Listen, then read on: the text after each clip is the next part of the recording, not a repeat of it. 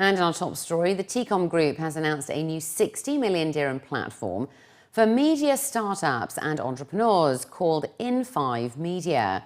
The move is a part of a 4.5 billion dirham innovation strategy announced last year to develop new business platforms to drive entrepreneurship and SME growth. Set to launch in Q2 of 2016, In5 Media is located in the International Media Production Zone and will provide a home to up to 200 startups across the media value chain. According to reports, the development will see state-of-the-art facilities including creative space, studios, writing and training rooms, recording studios, screening and printing rooms. Malik Al-Malik, the CEO of Tecom Business Parks, stated, "Based on the overwhelming success of our first In5 Centre for the tech community, In5 Media will empower entrepreneurs and champion innovation and creativity across the media sector." 2 million UAE residents experienced cybercrime last year, according to the latest figures. And although it is often believed that the older generation is perceived as less tech-savvy, the report in fact shows that millennials who are born in a digital era are more likely to be affected. A new Norton report by Symantec shows that in the UAE, 42% of millennials have experienced online crime in the past 12 months. That's compared to 39% of Generation X. 15% of millennials have had their identity stolen, double that for Generation X at 7%. And more than half of those millennials surveyed know someone that has had their mobile device stolen.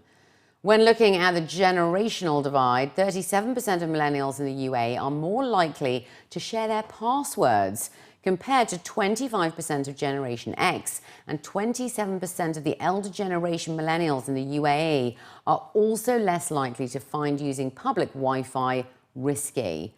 The toll of cybercrime in the UAE cost an average of 2,331 dirhams per person dealing with the consequences of online crime, with UAE respondents losing just under 5 billion dirhams in total. Emaar, a private developer of lifestyle communities, has appointed Emaar District Cooling as the sole provider of district cooling services for Town Square. EDC will be the exclusive provider of district cooling services for a period of 30 years. The company will construct, commission and operate the plant and equipment, with the district cooling plant to be built on land leased on a mutasha arrangement basis with Emaar. EDC will also manage the supply of the service to end users, including billing and maintenance.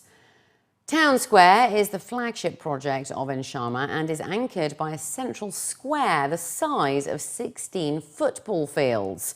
Town Square features a wide array of modern amenities, including the Vida Town Square Dubai Hotel and a Real Cinemas, Cineplex and open-air cinema. Riverland Dubai, the gateway and entry point to Dubai parks and resorts, has announced the first big-name retailers that will join the new dining, retail and entertainment destination, which is set to open in October 2016. Having announced the start of leasing in May this year, Riverland Dubai will offer around 220,000 square foot of dining and retail space based around a 1 kilometre long waterfront. Almost 50% of the available units have been leased out to new names to Dubai, such as famous Dave's Barbecue, whilst well-established brands, including Irish Village, are also included. Some of the new concepts include America's famous Dave's Barbecue and Mr. Greek, as well as South Africa's Galito's flame-grilled chicken.